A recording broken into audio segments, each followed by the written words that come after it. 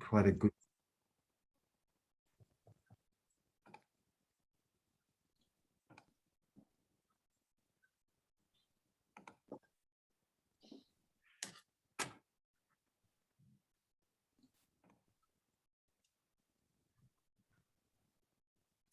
Okay, everyone, I'll just give a couple of more minutes to get a few. We had such a high interest in this, and we've got 41 people online already, and I think that's a little over half of the people that have registered for the session. So I might just wait one more minute, and then we'll kick off and get started. Thanks everybody for joining on time as well. And I note that a few people did come in earlier, so it's good. Looking forward to connecting up with everyone today.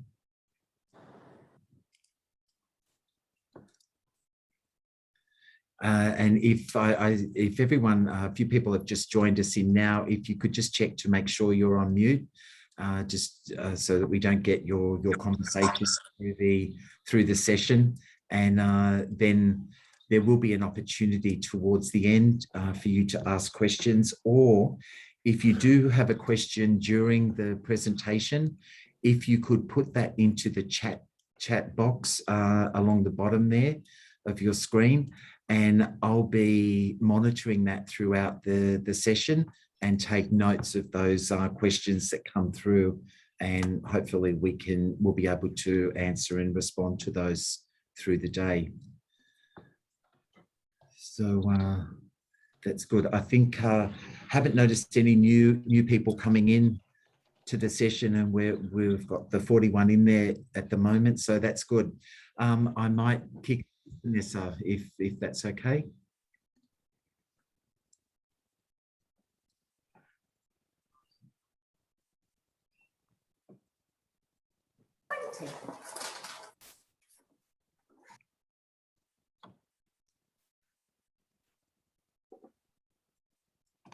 Okay, good. So first of all, welcome everybody, and thank you for joining in on Tourism Training Australia's session today on the international student sector. And we're really fortunate enough to have Toshi Kawaguchi from Study New South Wales with us today.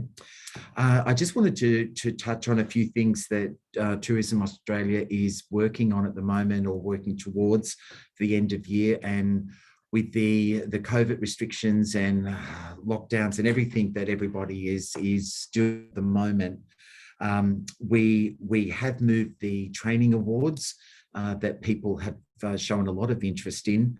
We have moved the training awards through to the 6th of December, and combined that with the Tourism Training Award, Tourism Training Australia's President's Dinner, to be held on the 6th of December, and the training awards will be held on the same night. So we've combined those two functions. If anyone is still interested in submitting a submission for the training awards, those applications are still open until the end of September, and you can go through the Tourism Training Australia website, and Vanessa's put that up on the chat group now. If anybody's interested, please check that link or save that link, and please register your nomination, or you could nominate a colleague for those training awards that will be held on the 6th of December. Also, today was the day that we had scheduled for the Skills Summit. And unfortunately, with all the lockdowns and changes and everything, we've needed to move that yet again. And we've earmarked or tabbed the 14th of February. So we thought Valentine's Day would be a wonderful day to talk about Skilling Australia and the Skills Summit. And that's to be held on the 14th of February next year. So hopefully a few people will be able to attend that. After our last session we had a couple of weeks ago with John Hart, we we were really quite pleased that our membership had increased considerably, and it was good to see so many individuals have joined now Tourism Training Australia's membership, and also quite a number of RTOs have shown their support to Tourism Training Australia and joined up their RTOs as members as well.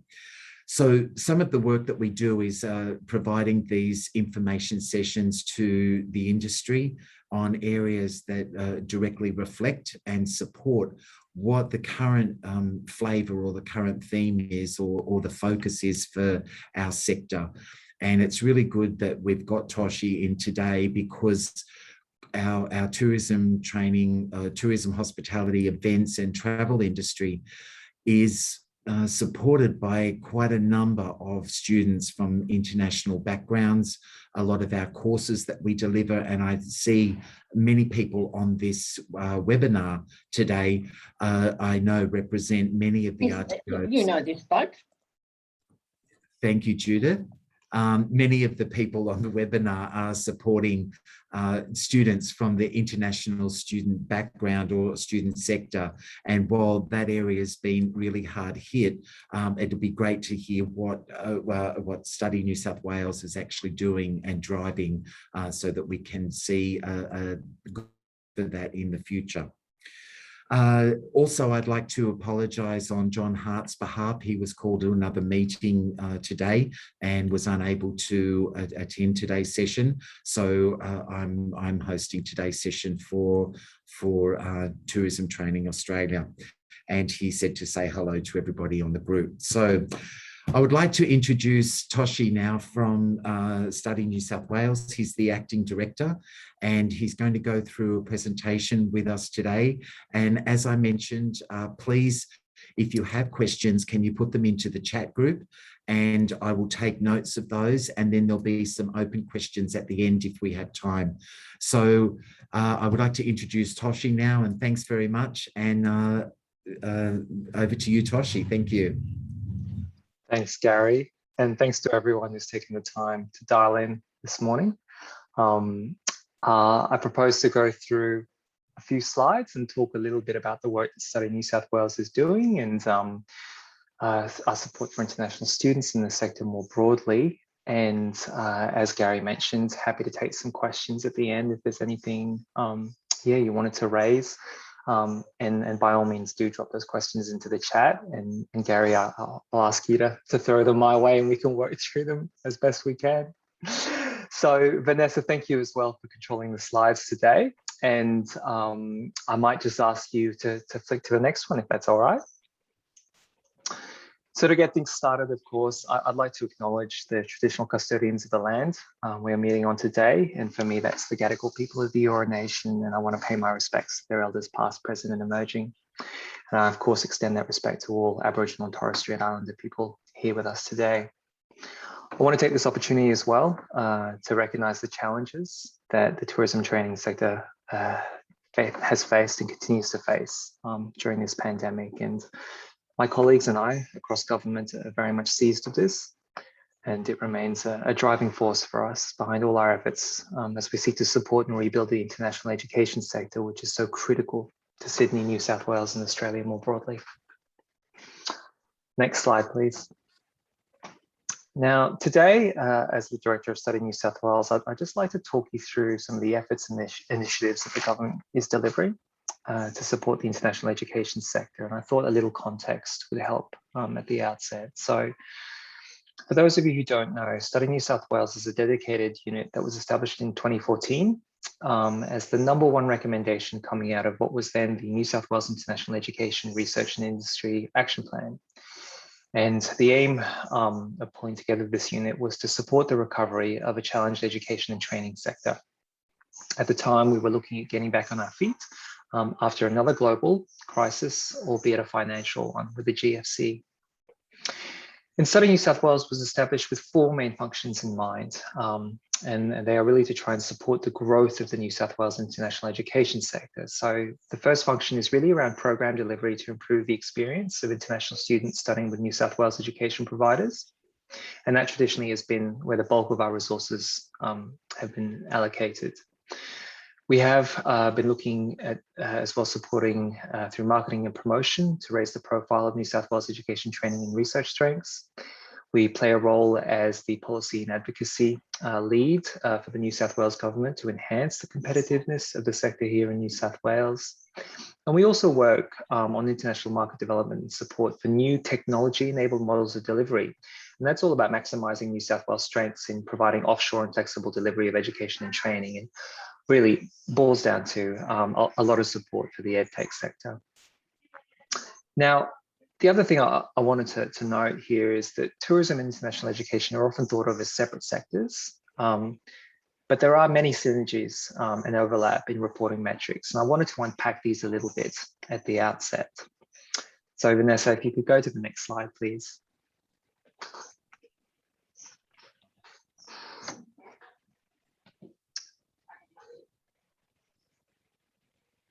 Thank you very much.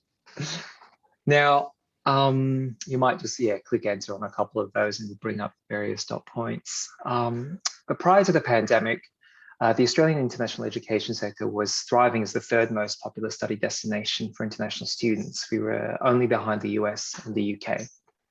And as Australia's most popular study destination, New South Wales hosted over 286,000 international student visa holders in 2019. This made international education our largest services export, contributing 14.6 billion to the New South Wales economy and supporting over 95,000 jobs in 2019.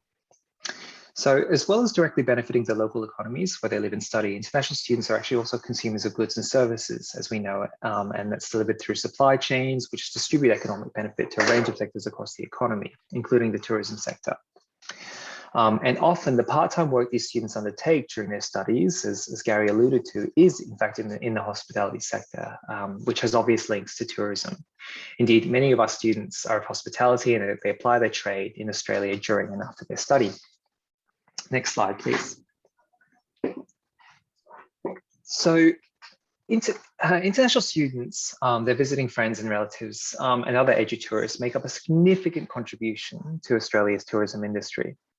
Data from the TRA, or the Tourism Research Australia, and the ABS highlights the significant contribution the international student makes and international education make really to Australia's tourism performance. So consider the following, which all applied prior to the pandemic. So education-related travel is more valuable than any other personal and business travel in Australia overall.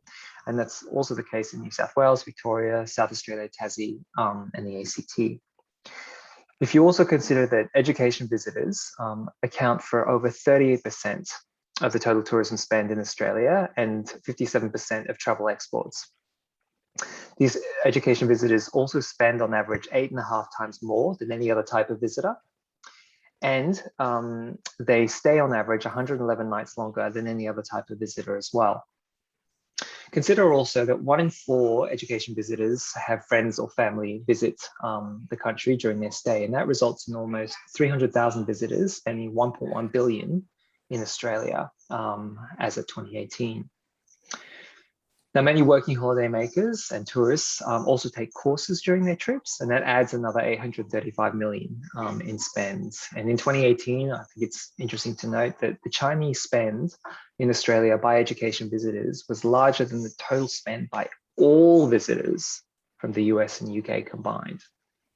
So what's clear here is that there is an interdependence between the international education and tourism sectors. Next slide, thanks, Vanessa. Now, I've touched on the value of international students to business, both as consumers and as temporary sources of part-time labor during their studies. But I think it's really important to note that Australia actually enjoys very generous post-study work rights for international student graduates.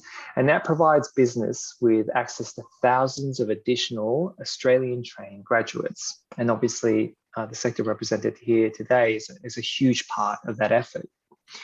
So temporary graduate visas do allow eligible students to live and study and work in Australia after they have finished their studies. So while the graduate work stream is linked to those with specific occupation that Australia requires, the post-study work stream is not occupation specific. So it allows international students who have recently graduated with a degree from an Australian institution to stay in Australia for between 2 to 4 years after they finish their studies. And for those granted their first temporary graduate visa in this post-study work stream, there is actually a second post-study work stream available. And that specifically allows those who have graduated with a degree from an Australian institution located in a regional area and to provide them with additional stay rights in Australia for an extra 1 or 2 years. So I guess what I'm saying is Australian businesses do stand to benefit from Australian trained international student graduates, and that helps to fill the gaps and the unmet demand that we do see in the sector. But in order to benefit, it's really important that those businesses have hiring policies in place that are open to recruiting these international student graduates, rather than limiting opportunities to those with permanent residency. And I appreciate that a lot of people on this line are already seized of this. So international students can provide Australian business with greater diversity and understanding of foreign markets, and ultimately they may help us in forging those global business connections. And so for its part, what we're trying to do here at Study New South Wales has been to work to raise employer awareness of the valuable contribution that these international students can make to the workplace. And we've done this through our digital marketing campaign, which we've dubbed hashtag New South Wales Global Connections. And I wanted to take an opportunity today to share with you, in fact, one of the videos that we've used as part of this campaign. And it's an example of how international students are contributing to workplaces across New South Wales and the mutual benefits that they bring to both employers and the international student community from this engagement in the workplace. So the video I wanted to share today features a student, Kriti Ghosh, an Indian international student who was doing her Bachelor of Business and undertook a placement with the Accor hotel chain in the Blue Mountains. So Vanessa, fingers crossed, the technology works, and we'll hit roll of the tape and see if everyone can hear.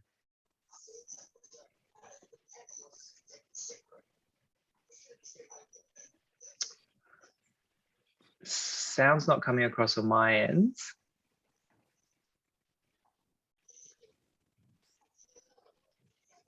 Vanessa, I think you'll have to unmute, please.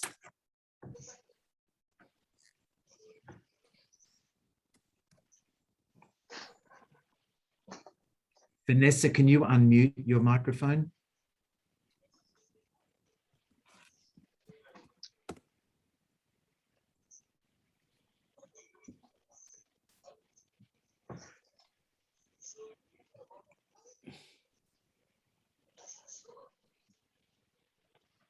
And it might not work. Is it not working? No, now it works. If you could go back to the beginning, yes, leave your microphone on. My name is Kriti Ghosh. I'm from India. Presently, I'm studying at the Blue Mountains International Hotel Management School, doing a Bachelor of Business in International Hotel and Resort Management, and I'm working as a cashier, food and beverage attendant with Fairmont. Fairmont Resort and Spa is a part of Accor and gallery trained by Sofitel. Blue Mountain is one of the highlight regions in New South Wales, so we fit in the profile of Serenity, which reflects our offering at the hotel. International students diversify the nationality of the group, which really creates that home away from home for our guests. Working with different people from different cultures enhances us as individuals. I get to learn from different people the way they react to their guests' needs. Preeti is a placement student from the Blue Mountains Hotel School. She does really well. She's willing to learn, and the confidence she has, that's a good thing in hospitality. My dream is to travel around and at the same time earn. So 5 years from now, I see myself working in a cruise line. Working here will get me the experience that I need. I'll recommend international students visit New South Wales because there are other opportunities there that are not seen at CBD. Hunter Valley is wineries, Blue Mountains is World Heritage, and other areas in New South Wales. They offer a memorable destination. My favorite things to do in my off time, going around here, seeing the scenic beauties like the tiles, the lookout points, wondering if they should come and study in Australia. I think it will be worth taking the risk.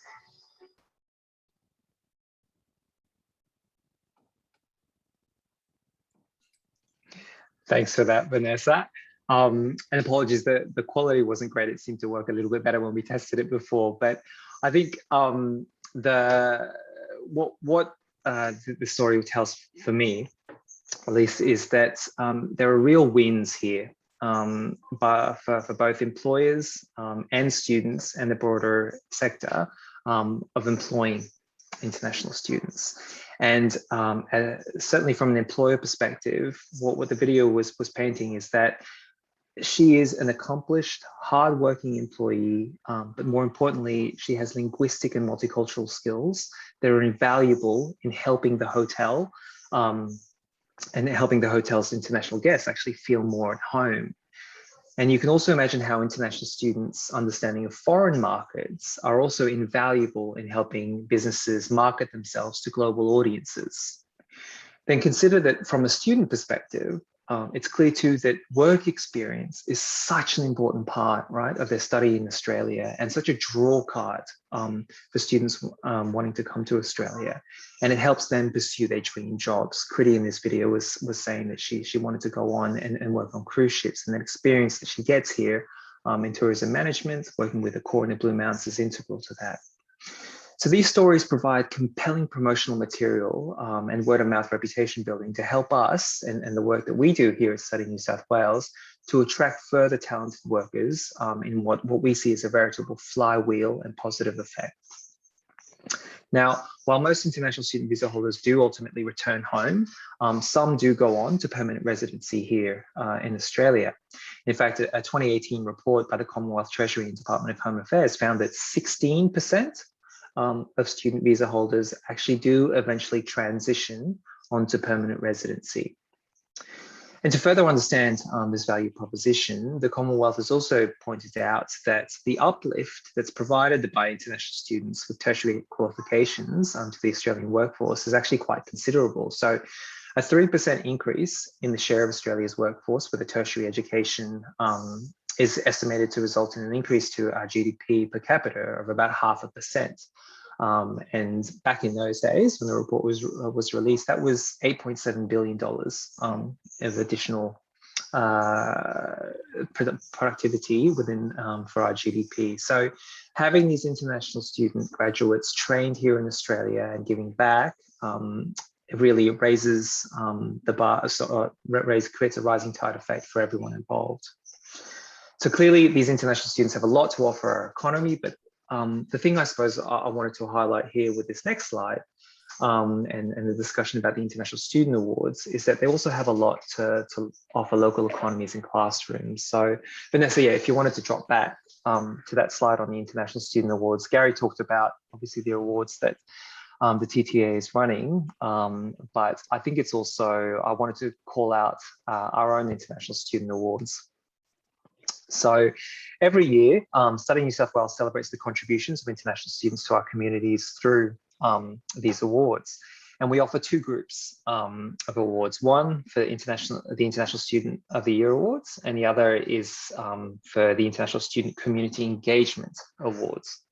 And the International Student Award each year recognises the contribution that's made by individual students to both the international student community and the broader New South Wales community. And we offer that across the 4 different subsectors of international education. So higher ed, vet, ELICOS, which is the English language intensive courses for overseas students, as well as schools.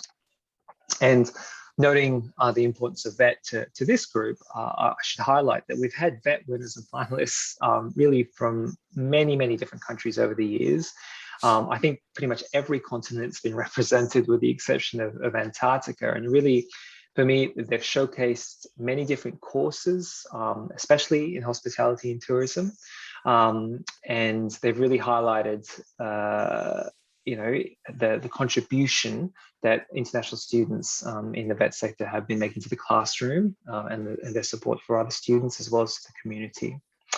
So these awards stand as an example of exactly what we're delighted to be progressing with our plan to return international students. So next slide, thanks Vanessa.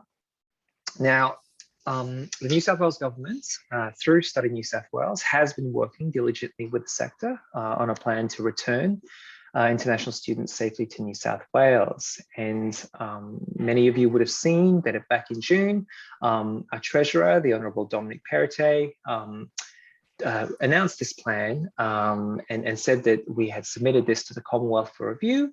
And since then, of course, the Commonwealth has come out in support of our plan.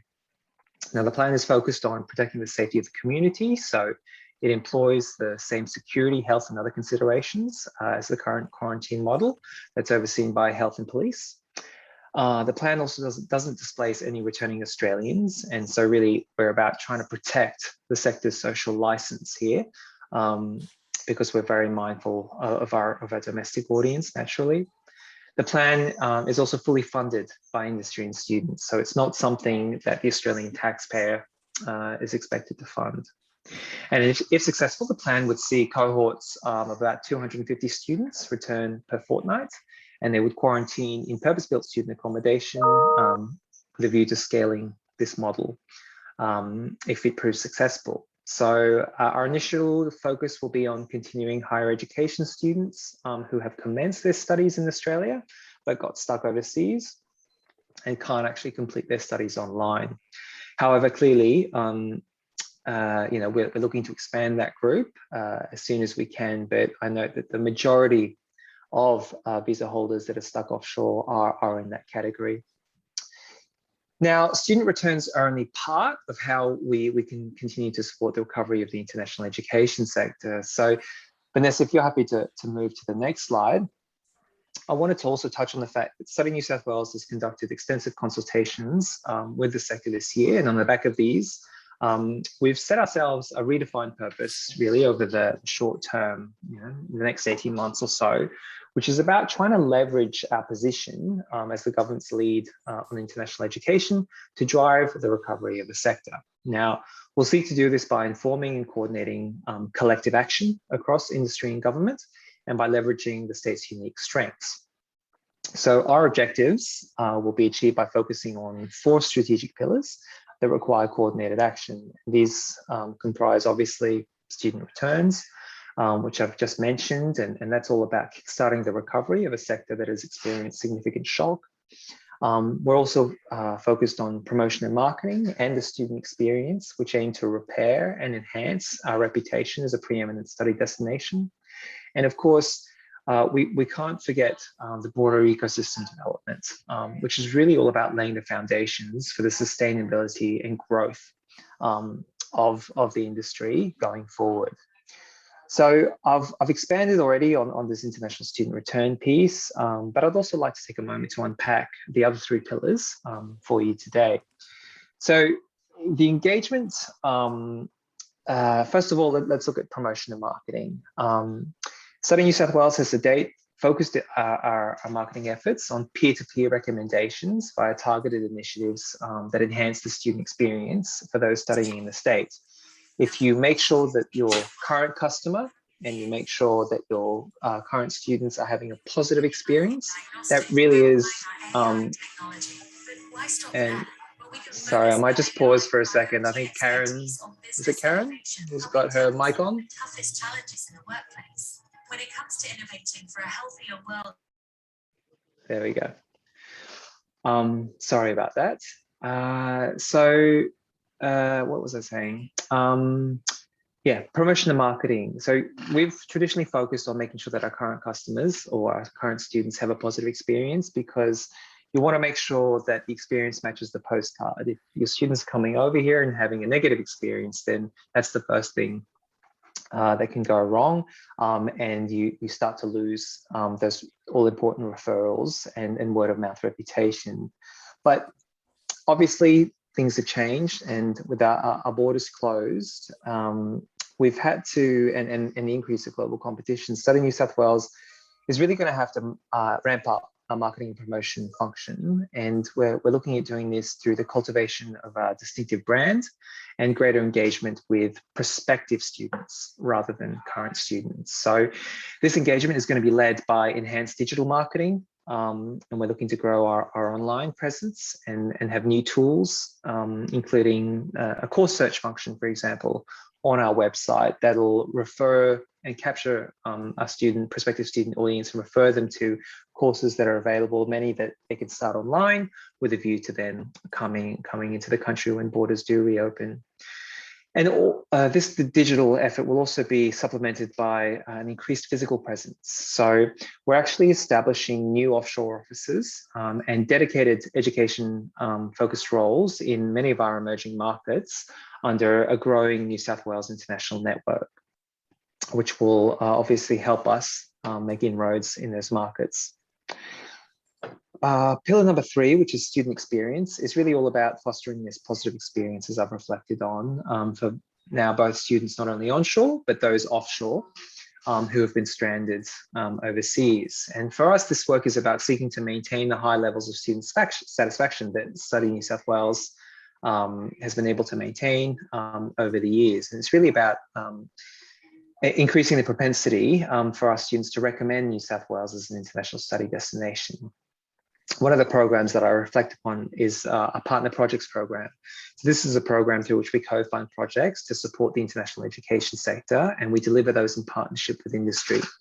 And we're growing that program to further improve the student experience. So additional funding and a focus on digital solutions, student wellbeing, on and offshore employability, regional New South Wales, will all help ensure that this partner projects program maximizes our impact and supports the COVID-19 recovery efforts and ensures that benefits are really shared across New South Wales.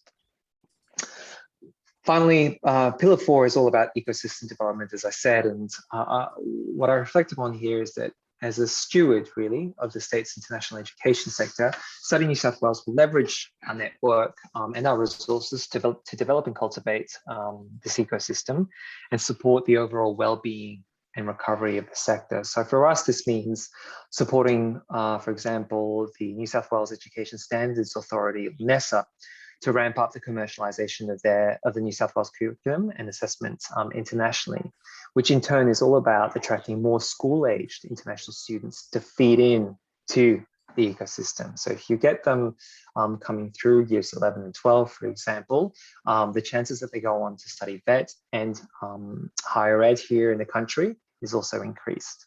But we're also looking at engaging with industry on tangible initiatives to support international student employability. So as reflected on by that video, if we can build those connections between industry and students and increase employability for our international students, that has positive benefits for everyone. It not only makes us a more appealing study destination, which helps to attract more students, but there are tangible business, outcomes there for business as well, as I mentioned.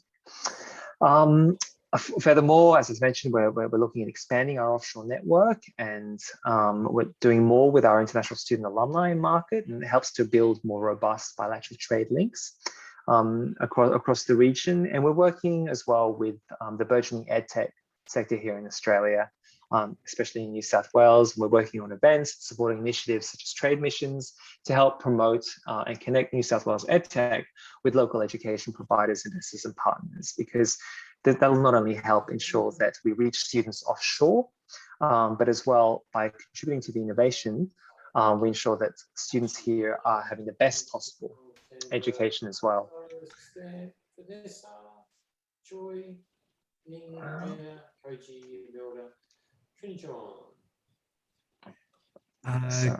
I'm not quite sure who that is, but could you pop yourself on mute? Make sure everyone's on mute. That would be great. Thank you. No worries. I'll keep going. Look, that's... So I couldn't... I just wonder... Sorry, everyone. Okay. That's right.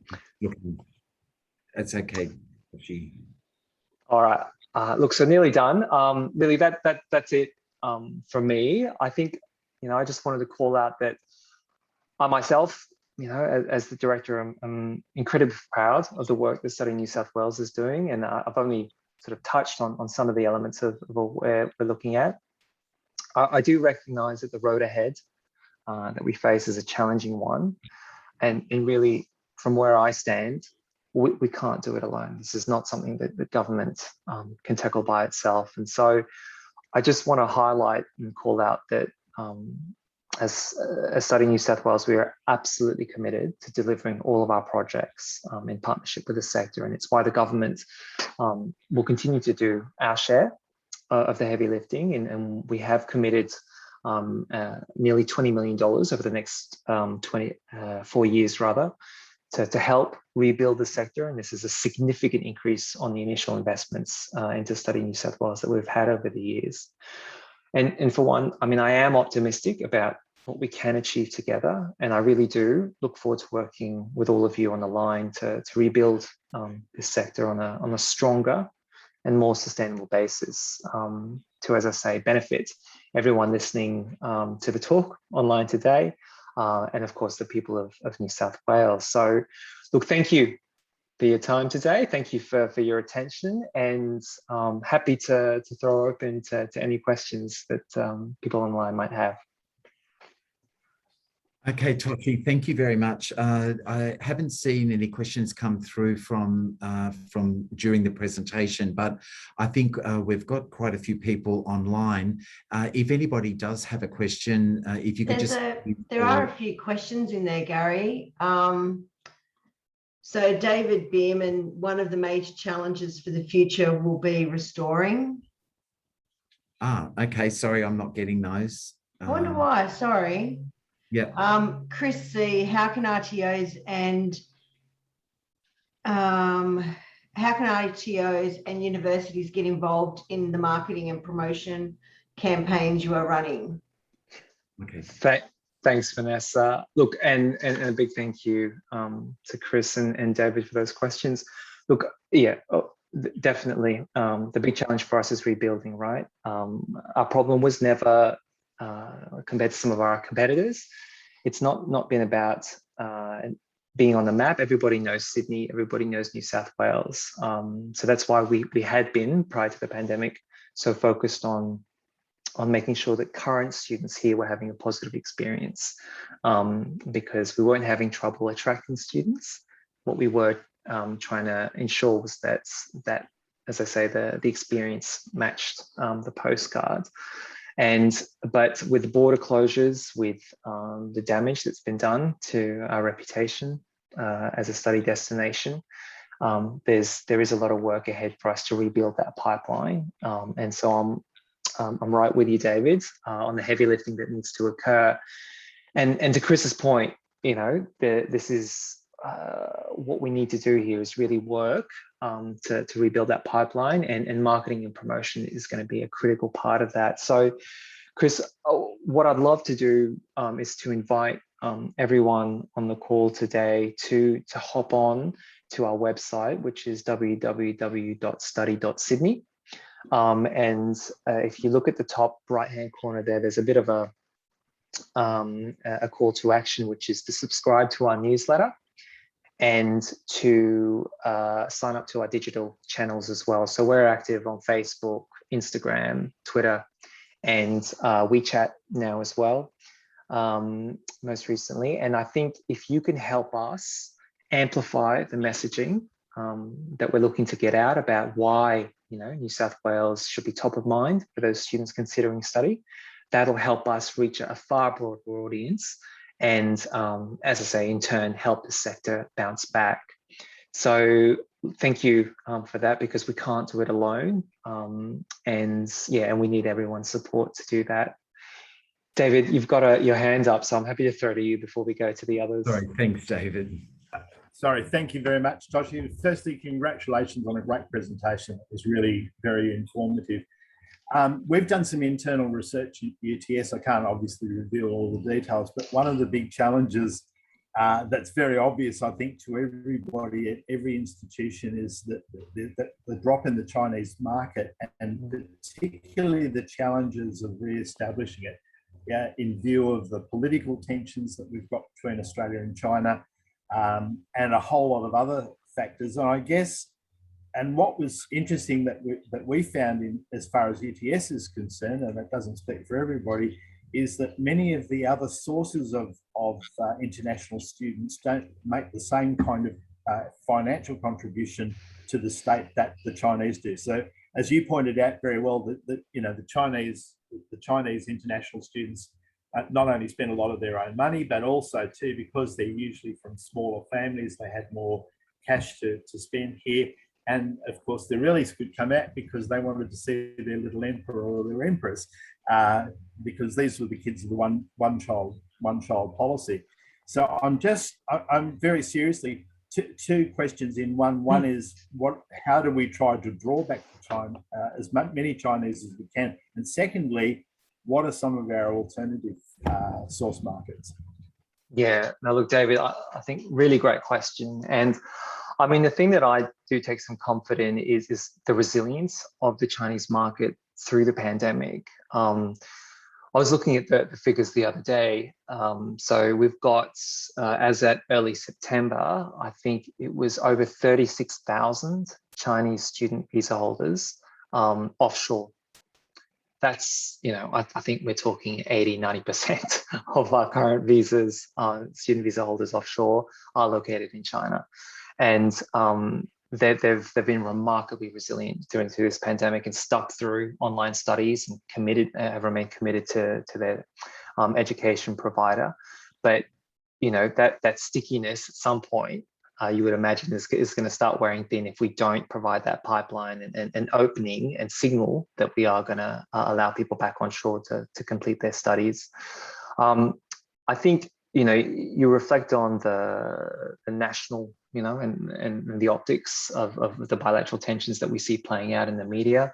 And that's something that we as a sector, I think, can actually actively help mitigate, because the more students we have obviously coming out and experiencing Australian education and a way of life, and most of them do go back to their home countries, the more we can help showcase that really we're not at odds here. We are, we have real advocates, I guess, within China, thanks to the positive student experience that we offer our students. So that's just a couple of high-level reflections. In terms of how we work and ensure that China remains a critical market, I think, look, just purely by the fact that virtue of the size of that market, you can expect that a significant number of students will continue to choose Australia and New South Wales as a market. Same time zone, close, high quality education for cost ratio. There's the quality of life is extremely high. We remain a very popular destination, notwithstanding the political tension. So I think the fundamentals are very strong, and I'm quite optimistic in that sense. And certainly at a state-to-state level. So, for example, where sister states is Guangzhou or Guangdong, rather, I should say, in China, we have very cordial and amicable relations and have a very strong focus on securing outcomes at that level. So there's a lot of, we should remain optimistic on that front. But clearly, having your eggs in one basket is not a sensible thing. And we need to actively mitigate the risk of any shock to our sector, which could naturally flow out of bilateral tensions, the possible, right, at any given moment. And we've seen already the government exercise or flex their muscle in some ways. And that's something we need to be mindful of here. So diversification is critical to ensuring the sustainability of the sector. And I think where we have been, the next biggest source markets for us are really around India and Nepal, which are very price sensitive markets, as we know. So we need to continue to remain competitive in that space. And the motivations can be slightly different from that student cohort. But I think, they will remain very important for us going forward, and as well as Southeast Asia and Latin America, which is where we see a lot of student interest as well, drawn by the same things that other students are, the great lifestyle, their opportunity to work and that type of thing. So I think if we can, look at those places with high youth populations, who are drawn to study here, we've got a bright future ahead. But there's no doubt that China will continue to remain a massive part of the picture and critical to the recovery of this sector. So hopefully, that long-winded answer covered what you were after, but by all means do jump in. That's great, Toshi, and good questions there from a few people. That's really interesting. It's great to see that Study New South Wales is really supporting that international student market. And as we've said, or as we alluded to in the beginning, it's not just about the education sector, but it's also about the employment sector and the hospitality industry. And when I say that, I mean the wider hospitality industry, including travel, tourism, events, and even the food processing, food distribution side has a high percentage of international students working in that sector. And I think during the pandemic, that's just become, we all knew that, but I think that's become highlighted. And one of the things I would like to mention personally is I'm really happy that the government has supported the international students this time around, allowing them that support payments during this current closure and pandemic restrictions. And I think that's been good. And in saying that, I think it's also provided a good image that Australia and New South Wales in particular has been supportive of international students right through this. So it's showcasing us in a really positive light. So I think that's great news. We just had one other question, Gary and Toshi, from Eddie Espinal. Study New South Wales will help those international students or guide them through the visa application or choose the best path to take. Are you considering working closely to migration? Look, that's a good question, Eduardo. I think for us, clearly international students are a big part of addressing those skill gaps, right, that we see. I think we have traditionally been very careful about blurring the lines between study and migration. I think that's just as a sector, we've seen the risks and dangers that can pose. And that's not something we want to return to. So I'm very mindful of that. So everything I say is, should be taken with that in mind. But clearly, we can't ignore the fact that the motivation of some students is ultimately to come and move here. And we've seen that with the data, as I mentioned, 16% of the students that we based on this report that we had from Treasury and showed that do transfer to permanent residency. And look, while they do, being educated here and being trained here so that they are best placed to contribute to the economy and the skills gaps, that's in all of our interests, right? And I think can provide a really incredible pipeline. And we have seen other competitor countries around the world also align their education and skills objectives more overtly, shall we say.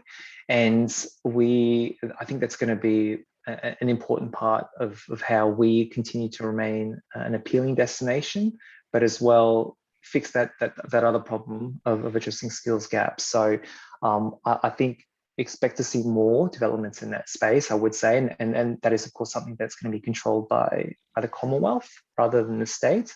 But certainly at a state level, we appreciate the correlation and the alignment that should be happening between international education and skills gaps, and the overlay with migration.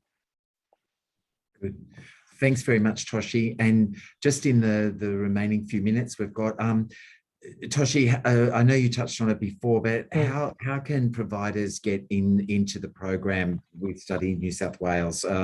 What support and what engagement can we do? And you highlighted that in the slides, but just to summarise and maybe get that in there as well.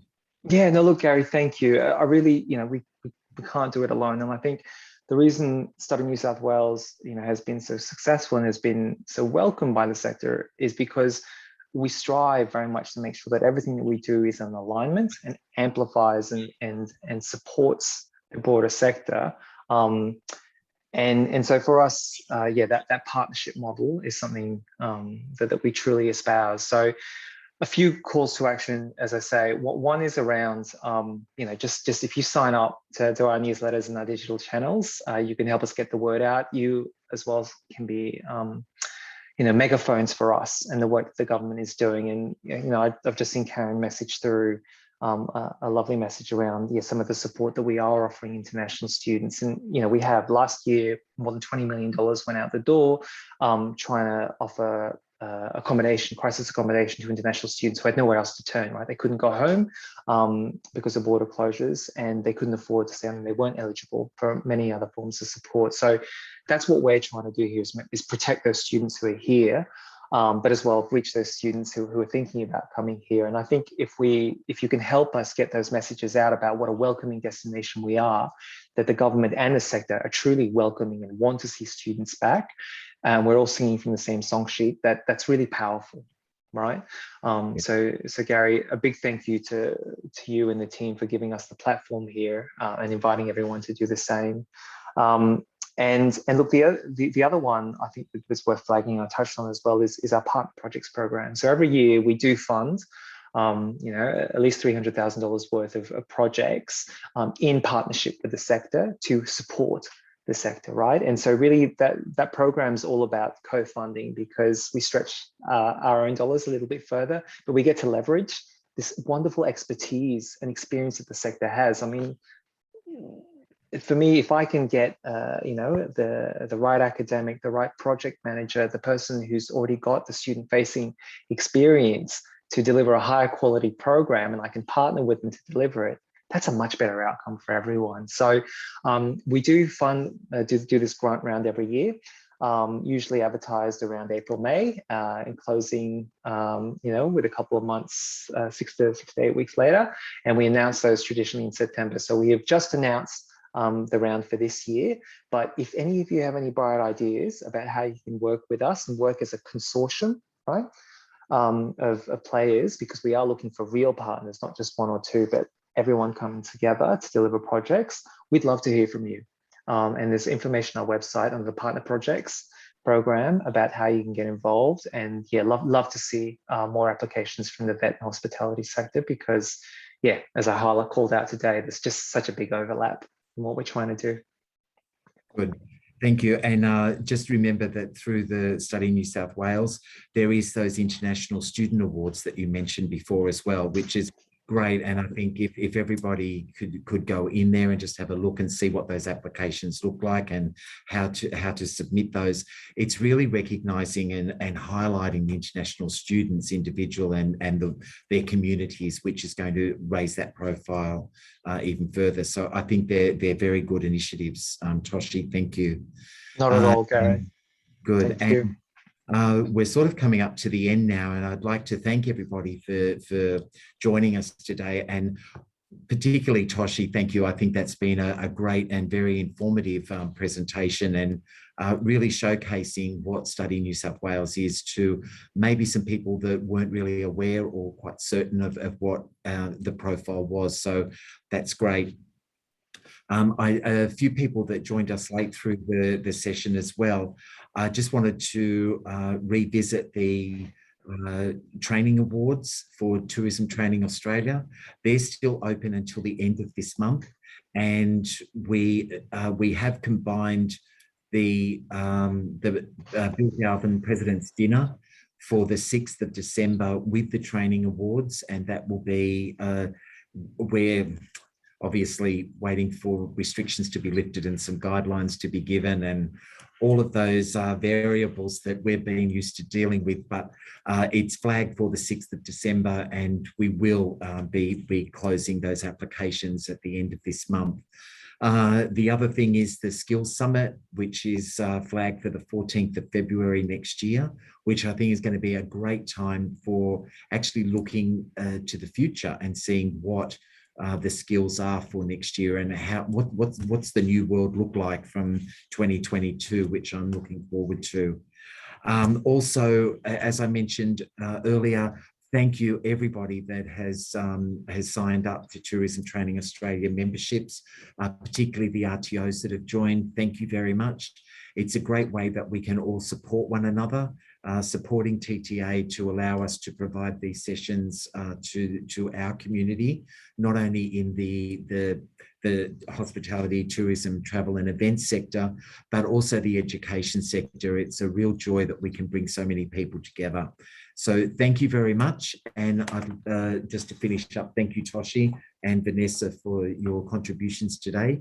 And I wish everybody well and safe and have a great rest of the day. Thank you very much. Thanks, everyone.